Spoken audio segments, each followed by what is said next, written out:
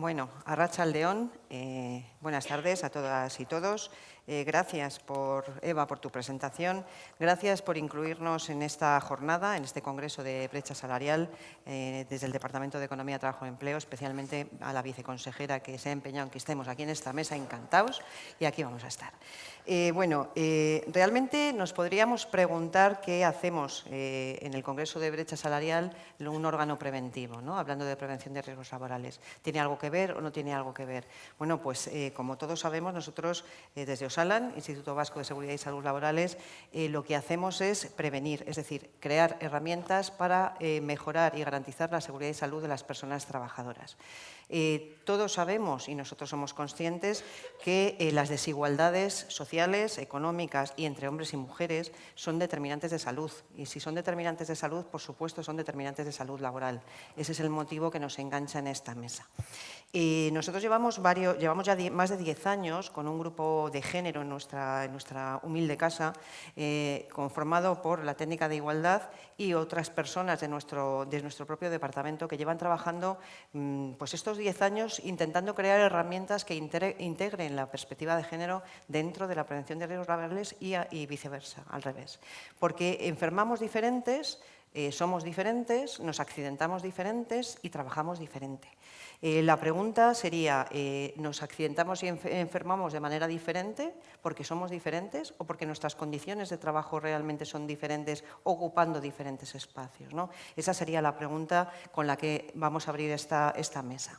Para eso me acompañan mis dos compañeros. Empezaremos por Raquel Raposo, a la que tengo el placer de presentar. Raquel es licenciada en Psicología y Sociología y Ciencias Políticas, tiene formación posgrado en materia de igualdad de mujeres y hombres y máster en prevención de riesgos laborales en seguridad, higiene, ergonomía y psicosociología aplicada. Ha trabajado durante 20 años en Emakunde, en el Instituto Vasco de la Mujer, como responsable de impulsar programas de igualdad en la administración pública y en empresas y medios de comunicación, entre otras. Desde 2018 está en Osalan como técnica de igualdad, ayudándonos a incorporar la perspectiva de género en la prevención de riesgos laborales y crear herramientas, insisto, para que todas las empresas y todas las personas trabajadoras las puedan utilizar.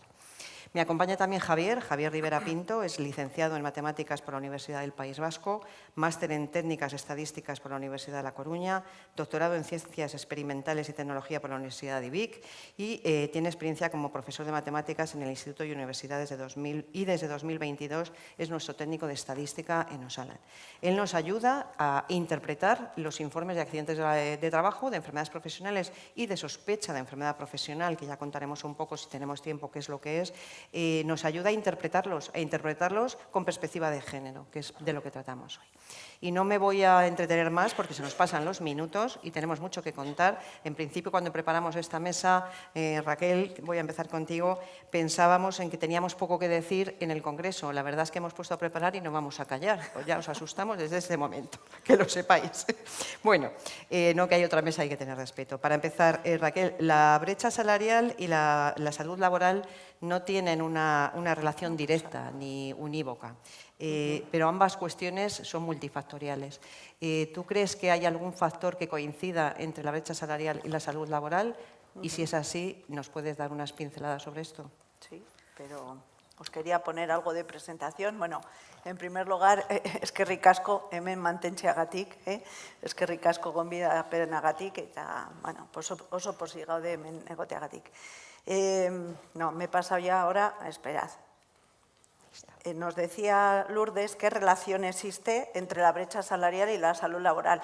La más directa es esa que había comentado como determinantes de la salud y cómo la remuneración es una condición de trabajo y el trato justo y equitativo son condiciones de trabajo que afectan tanto a la salud laboral y son factores que inciden, por supuesto, en la brecha salarial, ¿no? Y esos factores de condiciones de trabajo son factores que se analizan a través de las evaluaciones de riesgos psicosociales.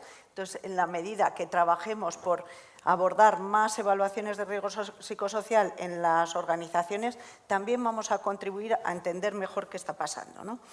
hemos hecho un análisis de qué estudios había, si había algún estudio que hablara de qué incidencia tenía la brecha salarial en la salud laboral. Y la verdad es que hemos encontrado muy poco, pero hemos encontrado uno del año 2016, hecho en Estados Unidos, donde encuentra que hay una relación significativa entre la desigualdad salarial y la salud mental, sobre todo en factores de depresión y ansiedad de las mujeres. Y veían que mujeres que tenían puestos peor remunerados que los de sus colegas masculinos, pues tenían una probabilidad más alta, significativa, estadísticamente significativa, de tener uno de los trastornos o de ansiedad o de depresión, ¿no?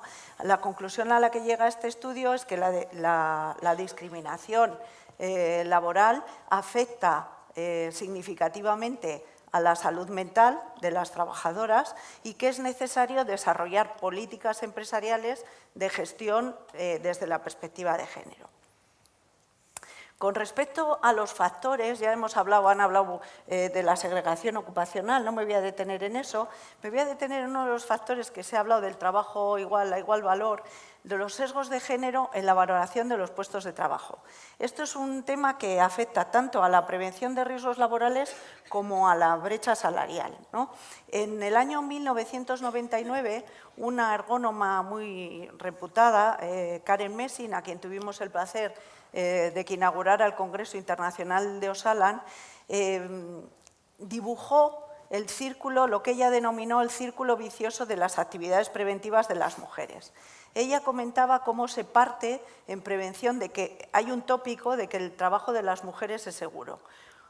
Con ese tópico lo que se hace es que no se dan pautas adecuadas para desarrollar esos trabajos y, por lo tanto, no se ponen tampoco programas de prevención para, bueno, pues para desarrollar ese trabajo en condiciones seguras y saludables. Al no haber programas de prevención, ese riesgo de los trabajos de las mujeres sigue invisibilizado, lo cual hace que cuando las mujeres muchas veces se quejan, son atribuidas sus enfermedades o bien a hormonas o bien a la imaginación. Ella decía que esto hacía que se rechazaran las quejas, con lo cual se volvía a profundizar en el tópico de que el trabajo de las mujeres es seguro. Bueno, pues como somos un poquito atrevidas y atrevidos, nos hemos atrevido a pensar qué ocurre también en el ámbito de la brecha salarial con la cuestión del trabajo de igual valor, ¿no? Que es una de las cuestiones que habéis dicho y con la que coincidimos, que es uno de los factores fundamentales, ¿no? Aquí diríamos, y esto, bueno, que lo trabajasteis en la guía para identificar los puestos de trabajo de igual valor sin sesgos de género, cogiendo información que se da en todos estos estudios, lo que podríamos decir es que en el caso de la brecha salarial, el tópico del que partimos es que el trabajo de las mujeres es fácil. Existe una naturalización, ya lo hemos hablado también, el 90% de las mujeres estamos en el sector servicios y además en profesiones muy vinculadas con esos roles asignados a las mujeres de cuidado y atención, ¿no? Con lo cual, la empatía, la paciencia, un montón de cualidades que se exigen en esos trabajos se considera que son innatos en las mujeres. Hay una naturalización y una, bueno, pues no consideración de que son trabajos que necesitan cualificación y que tienen su complejidad, ¿no? Esa naturalización, sumada a que los métodos de valoración son todavía inadecuados, me ha alegrado mucho escuchar que ya se empiezan a estandarizar las herramientas para hacer las valoraciones de puestos de trabajo de una forma objetiva, hace que se subvaloricen esos trabajos femeninos, se les otorgue menor salario y con ello se vuelve a reforzar el tópico de que el trabajo de las mujeres es fácil y sencillo. Y esto nos lleva a la conclusión que llegaba el estudio americano, es decir, es necesario abordar las desigualdades en las empresas a través de una incorporación de la perspectiva de género en la gestión empresarial, incluida también la prevención de riesgos laborales, donde identifiquemos y eliminemos desigualdades, eliminemos sesgos de género, formación y procedimientos estandarizados y sigamos trabajando por una coordinación entre la igualdad y la prevención de riesgos laborales. Perfecto. La brecha salarial, por lo tanto, de la misma manera que la prevención de riesgos laborales, tiene los mismos pasos. Identifico dónde está el problema, lo evalúo, pongo medidas preventivas y lo vuelvo a reevaluar. Formo, porque por supuesto ya hemos hablado de la formación y la educación, y por supuesto me coordino entre políticas. Vamos a hablar de la coordinación entre las políticas de igualdad y la coordinación de políticas preventivas. Es verdad que el grupo de trabajo, y desde Osalan hemos trabajado mucho con todo este tema del plan de igualdad para... hemos conseguido incorporar, del que estamos especialmente orgullosos, un capítulo dentro de la Ley Nueva de Igualdad de Seguridad y Salud Laborales, que para los que somos preventivos pues resulta un gran avance de integración de la perspectiva de género y la prevención. Del mismo modo, formamos parte también de la Comisión Interdepartamental de Emakunde, y nuestra estrategia vasca de seguridad y salud en el trabajo ha incorporado la perspectiva de género en todas las líneas de trabajo. Pero ¿nos puedes explicar un poquito más, nos puedes acercar estas dos políticas y estas estrategias, Raquel, en breve tiempo? Sí. Analizamos un poco qué pasa a nivel de normativa, vamos de lo macro a lo micro, y qué pasa desde la normativa hasta las empresas, ¿no? Si miramos un poco la normativa de prevención de riesgos laborales, bueno, lo habéis dicho anteriormente, la normativa, el derecho laboral ha incorporado muy tímidamente cuestiones con perspectiva de género, ¿no? De hecho, aunque implícitamente la Ley de Prevenciones Laborales del 1985 digamos que obliga implícitamente a atender a todos los aspectos y obliga como uno de sus principios preventivos a adecuar el trabajo a la persona, y haciendo una interpretación de eso tendríamos que incorporar sí o sí la perspectiva de género, es cierto que explícitamente no lo menciona y que las incorporaciones que ha tenido en materia de incorporación de la perspectiva de género han venido fundamentalmente de la normativa de igualdad y se han incorporado un poco a la ley, bueno, pues como parches un poco sesgados, ¿no? Bueno, hablaba de embarazo o lactancia, eso sí, pero después ha incorporado cuestiones de obligación a la administración y algunas cuestiones de acoso sexual y por razón de sexo. Todavía queda un gran camino para incorporar la perspectiva de género de forma integral en toda la prevención de riesgos laborales, ¿no? Del mismo modo, la normativa de igualdad también es cierto que no ha desarrollado de forma exhaustiva lo que tiene que ver con la seguridad y salud en el trabajo, y ha incorporado esos parches en el derecho laboral relacionados con embarazo, maternidad y lactancia y con el acoso sexual y por razón de sexo. Eso a nivel estatal, digamos, que es quien tiene la competencia legislativa, y a nivel autonómico, lo que decía Lourdes, bueno, pues ha conseguido incorporar un artículo 43 dedicado a la seguridad y salud laboral. A nivel de estrategias, pues ha pasado un poco lo mismo. Hasta la estrategia del 2021-2026 en materia de seguridad y salud laboral se hacían algunas menciones a algunos colectivos feminizados y algunas pinceladas sobre perspectiva de género, y no ha sido hasta esta estrategia, por el trabajo de todos los agentes que han participado, que se ha incorporado la perspectiva de género de una forma mucho más exhaustiva en la Estrategia Vasca de Seguridad y Salud en el Trabajo. Y en la estrategia de igualdad ha sido en esta estrategia 2030 donde por primera vez se ha incorporado un objetivo específico de incorporar la perspectiva de género en toda la política de prevención de riesgos laborales. Es decir, que ese diálogo que se ha ido manteniendo, bueno, pues va fructificando poco a poco, ¿no? A nivel de las empresas, en el año 2021 hicimos un trabajo para analizar qué factores de género inciden en la seguridad y salud en el trabajo. Se hicieron grupos de discusión, entrevistas a personas expertas en prevención de riesgos laborales y en igualdad, y una de las cuestiones en la que coincidía todo el mundo es que faltaba coordinación entre el ámbito de igualdad y el ámbito de la prevención de riesgos laborales. También lo habéis comentado en las anteriores mesas, ¿no? Y eso lo vemos porque desde el ámbito de la prevención, por ejemplo, no se tiene en cuenta, o pocas veces se tienen en cuenta, los diagnósticos que se hacen para los planes de igualdad, que darían una información privilegiada sobre las condiciones de trabajo de mujeres y hombres para ver cuál es la exposición a riesgos y ayudarles a entender un poco más esa exposición y los efectos que podría tener en la salud, ¿no? Y desde el ámbito de la igualdad, por ejemplo, tampoco se tiene en cuenta pues que pueden existir en la empresa evaluaciones de riesgo psicosocial donde se pregunta, como decíamos antes, qué ocurre con la remuneración, qué ocurre con la discriminación. O sea, hay elementos en las evaluaciones psicosociales, en las metodologías estandarizadas, que nos darían también pistas para enriquecer esos diagnósticos de igualdad. Entonces, bueno, pues en ese sentido la respuesta sería que hay que seguir dialogando entre las políticas y que esto nos ayudaría mucho a eliminar desigualdades y a mejorar la salud laboral de las personas trabajadoras. Perfecto. Voy con Javier ahora para hacerte unas preguntillas. Hemos hablado de que tenemos informes de accidentes, tenemos mucha información, muchos datos, muchos estudios que hemos hecho dentro de nuestro organismo, estudios de población migrante, estudios de enfermedades profesionales, pero ¿nos puedes acercar un poco cuáles son los factores más relevantes que hablan de las mujeres y las diferencias entre mujeres y hombres a la hora de condiciones de trabajo y accidentes y enfermedades? Sí, ocurre que muchas veces cuando hablamos de salud laboral o seguridad laboral se nos viene a la mente la imagen de los equipos de protección individual, ¿no? El casco, las gafas. Y como se ha comentado anteriormente, la seguridad laboral es algo multifactorial, depende de muchos factores.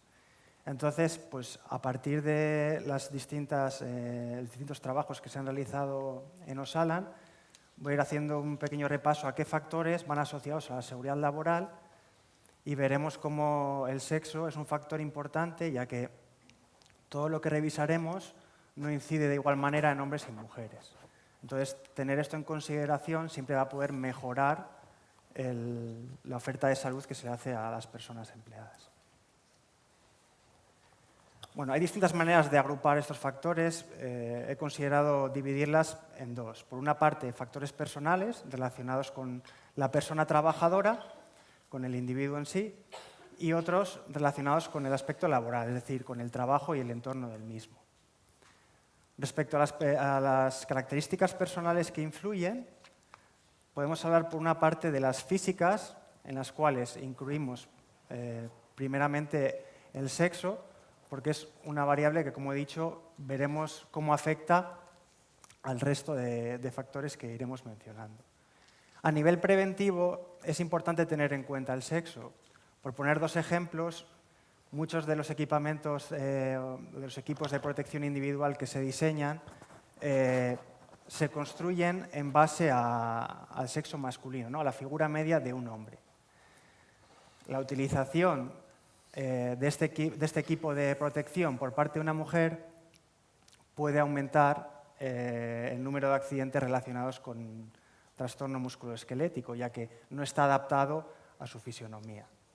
Además, hay algunos estudios que hablan de que el efecto toxicológico de algunas sustancias no es el mismo en hombres y en mujeres, con lo cual, antes en alguna presentación se ha mencionado, tener esto en cuenta es importante para poder ofrecer una mejor salud.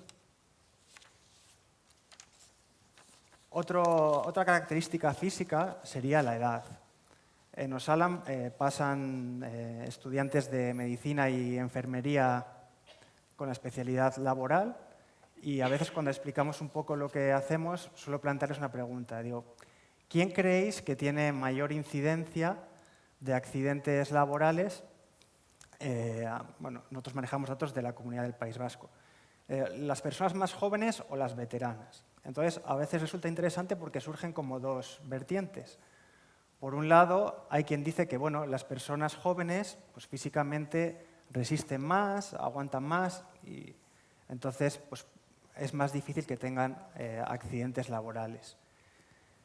Por otra parte, hay quien piensa que las personas mayores pues, tienen un desgaste físico que también hace que tengan mayor accidentabilidad.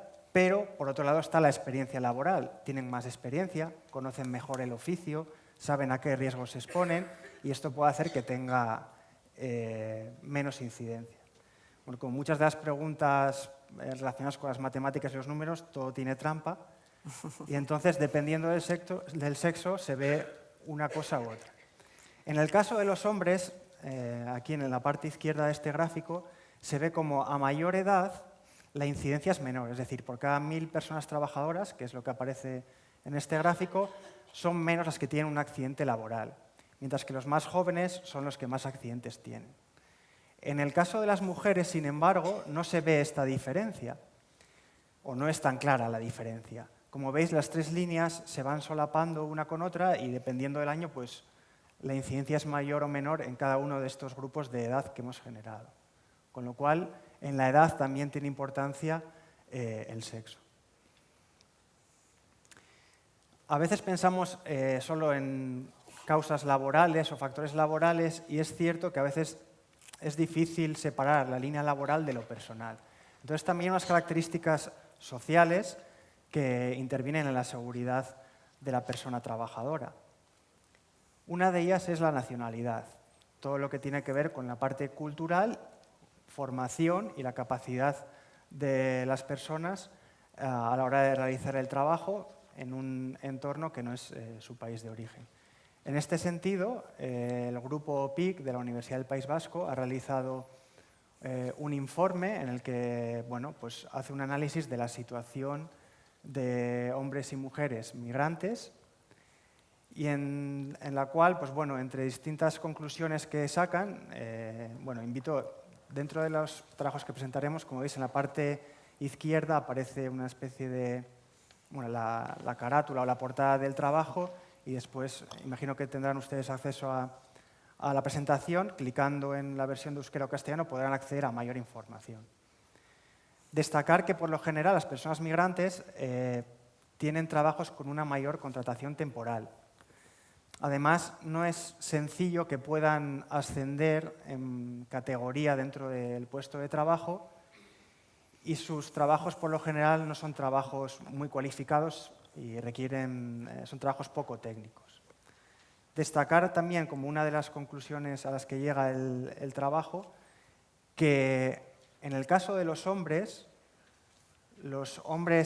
migrantes padecen más accidentes laborales, sobre todo graves, que los autóctonos. Mientras que en el caso de las mujeres ocurre un poco al revés.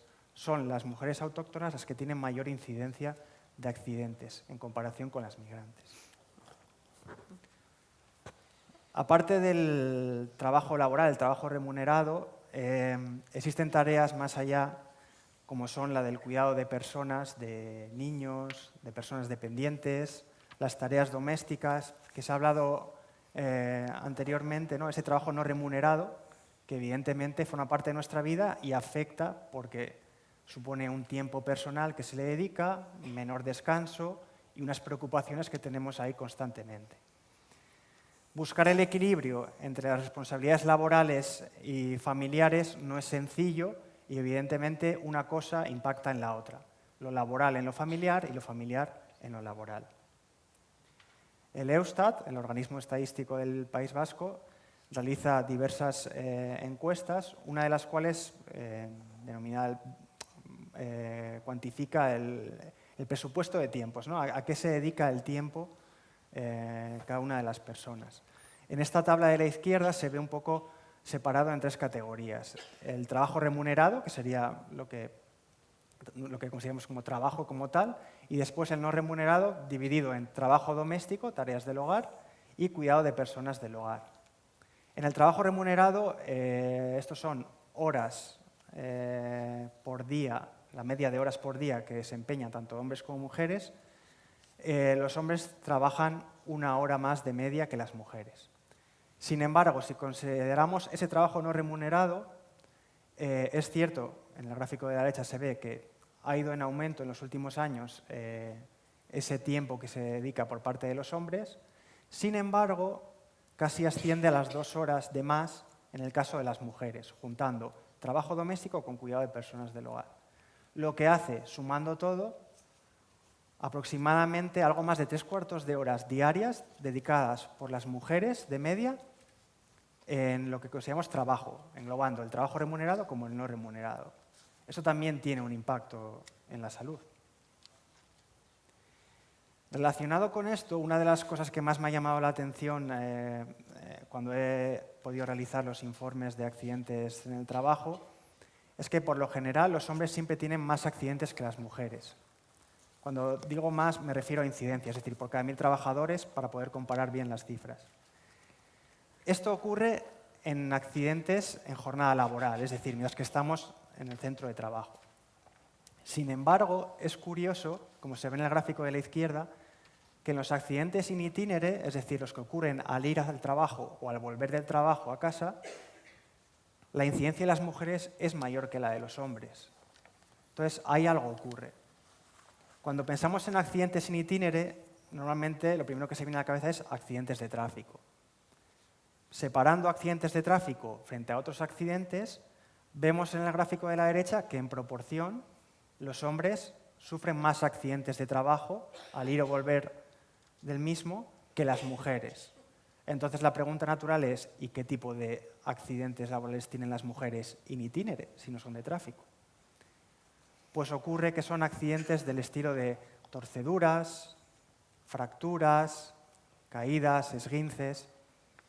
Entonces, no puedo responder a la pregunta, pero me surge una pregunta que es, ¿tiene esto que ver con lo que hemos comentado previamente de esa cantidad de tiempo que dedican las mujeres fuera del trabajo remunerado y que exige ir con más prisa a realizar este tipo de tareas, buscar los niños, recogerlos? Dejo una pregunta abierta y seguro que alguno de ustedes tiene alguna sugerencia, alguna idea que pueda dar respuesta a esta diferencia que se ve entre accidentes en jornada laboral o accidentes in itinere. El consumo de algunas sustancias como el tabaco, el alcohol, cocaína, cannabis, sin llegar a generar una adicción en la persona, es evidente que tiene un impacto en su salud y, por consiguiente, en la salud laboral. El Departamento de Salud del Gobierno vasco realiza periódicamente un informe referente a las adicciones. Hemos tenido la posibilidad de extraer información que hace mención a las personas que están en edad laboral, es decir, entre 16 y 65 años. Analizando estos datos, hemos visto cómo en sustancias como tabaco o alcohol, una mayor proporción de hombres consume que mujeres. Este gráfico hace referencia a porcentaje de personas que consumieron de forma diaria en el último mes antes de que se les hiciese la encuesta. Y llama la atención que en psicofármacos y opiáceos son las mujeres las que en proporción consumen más diariamente que los hombres. Me gustaría luego que pudieran intervenir y algunas ideas que puedan dar respuesta a si esto está relacionado un poco con lo que hemos ido comentando previamente. Hemos hablado de características personales, las físicas y las sociales. Después existen las características laborales, que son más lo que tenemos, quizás lo que se nos viene primeramente a la cabeza y que van relacionadas con el trabajo. La experiencia laboral es importante, la experiencia es un grado, como se suele decir, y del informe de accidentes anuales vemos como en el primer año en el que una persona desarrolla su tarea, se producen, tanto en hombres como en mujeres, aproximadamente un 30% de los accidentes laborales. Es decir, es importante en ese primer año pues, hacer incidencia, ¿no? en esa prevención de riesgos para poder evitar hasta un 30%, que es lo que hemos observado. El sector también es importante, depende en qué sector trabajemos, pues tendremos unos riesgos u otros. Antes de entrar cuáles son las cifras de accidentes, me gustaría ver unos datos de cuál es la situación en la Comunidad Autónoma del País Vasco en referencia a sectores, distribución por sexo, porque aquí salen algunos de los términos que se han mencionado en las charlas previas. En la parte izquierda vemos que en la Comunidad Autónoma, pues, sobre todo es una comunidad en la que el sector servicios tiene importancia, seguido del industrial. Al separarlo por sexo, vemos como el sector servicios es el único en el que hay más mujeres que hombres, mientras que en los otros tres, en la construcción, la industria y el sector primario, el número de hombres afiliados a la Seguridad Social es superior a las mujeres. Si entramos más en detalle a qué se dedica la empresa en la que trabajo, entonces hablamos un poco de lo que se ha mencionado, como comentaba antes Yolanda, ¿no? Ese pasillo de juguetes, de cuidados para las niñas y de superhéroes para los chicos, pues en el caso de las mujeres en la parte superior de amarillo, vemos cómo hay una serie de actividades relacionadas con el cuidado, la educación, que están principalmente ocupadas por mujeres. Mientras que en el caso de los hombres vemos algunas tareas como la construcción, la industria o el transporte.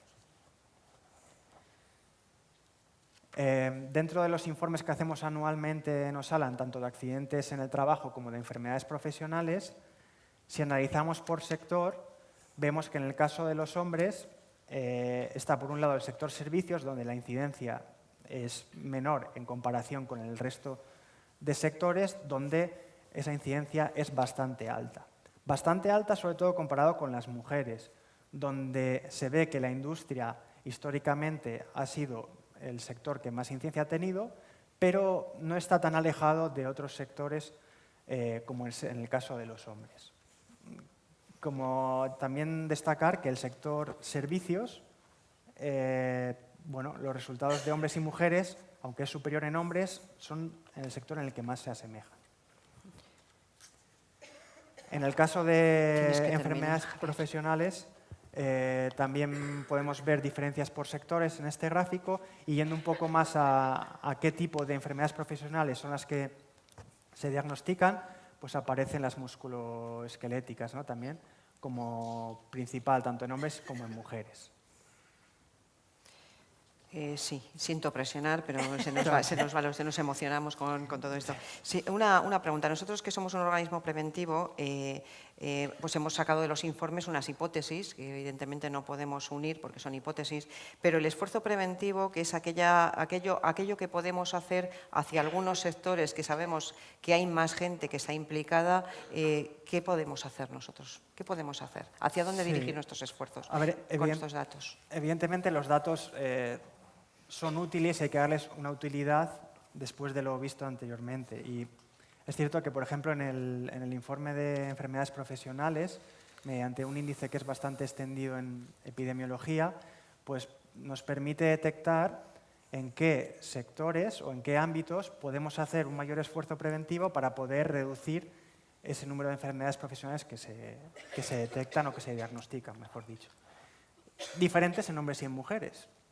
En el caso de los hombres tenemos la fabricación de productos metálicos, sobre todo el ámbito de la metalurgia y de la industria, y en el caso de las mujeres pues vuelve a salir las tareas, ¿no?, de cuidados, como es la ayuda en establecimientos residenciales, la educación y el comercio al por menor. También es verdad que, bueno, entre algunas características que no he mencionado previamente, a tener en cuenta también de cara a la salud laboral, tener en cuenta el tipo de contrato, también se ve la temporalidad asociada a mayor incidencia de accidentes laborales, la turnicidad, se ha diagnosticado, ha habido estudios que relacionan trabajar de noche con mayor riesgo de patologías cardiovasculares. Y después, dando un poco, volviendo a relacionar con el origen, ¿no?, de este congreso, algunas cosas que igual se alejan un poco de lo que podemos analizar, pero que no por ello son menos importantes, como es el ambiente laboral, en el que incluimos la posibilidad de bullying, de acoso laboral, acoso sexual, y la brecha salarial, que también tiene un impacto en la moral, en la psicología de la persona, al no sentirse pues valorada. Muy bien. Luego las desigualdades sociales, económicas y de mujeres y hombres afectan, como podemos estar viendo, a la salud. Son determinantes de salud laboral. Para terminar, que no me quiero comer el tiempo, Raquel, hemos hablado de datos, hemos hablado de, bueno, hemos expuesto hipótesis y relaciones, pero ¿qué podemos ofrecer? ¿Qué tenemos desde nuestro organismo para ofrecer al personal de las empresas que pueda utilizar guías o cómo abordar esta perspectiva de género? ¿Qué guías podemos ofrecer? Bueno, nuestra primera recomendación es que, si os interesa este tema, todo lo que vamos trabajando desde ese estupendo grupo de género que hay en Osalan, y no lo digo por mí, lo digo por mis compañeras y compañeros, lo vamos colgando en la web de Osalan. Tenéis un apartado de género y prevención de riesgos laborales y ahí además hay enlaces a otros lugares de interés, no solo lo que hacemos desde Osalan, sino lo que vamos encontrando por otros sitios. O sea que os animaría a que, si os interesa, trasteéis. Si en algún caso alguna empresa está interesada en incorporar la perspectiva de género en la prevención de riesgos laborales, digamos que nuestro documento de cabecera es un documento que se titula Pautas para incorporar la perspectiva de género en la prevención de riesgos laborales, y ahí tiene toda una serie de cuestionarios para poder hacerse casi unos autodiagnósticos e ir identificando posibles medidas para ir dando pasos, ¿no? Y ese documento, de alguna manera un poco resumido, lo tenemos en unos vídeos divulgativos donde decimos cuáles serían 12 pasos para incorporar la perspectiva de género que cualquier empresa podría dar para ir incorporando la perspectiva de género en la seguridad y salud en el trabajo. Los tenéis en euskera, en castellano y en inglés. Serían estos, que el primer paso sería definir la política de prevención de la empresa con perspectiva de género, favorecer y garantizar la consulta y participación de las mujeres de forma representativa en todos los procesos de gestión de la seguridad y salud, desarrollar formación sobre género y salud laboral en la empresa. Ya veis que se repite con muchas de las medidas que se han planteado aquí para ir eliminando brecha salarial también. Desagregar sistemáticamente todos los datos por sexo, analizando si hay diferencias y por qué se producen.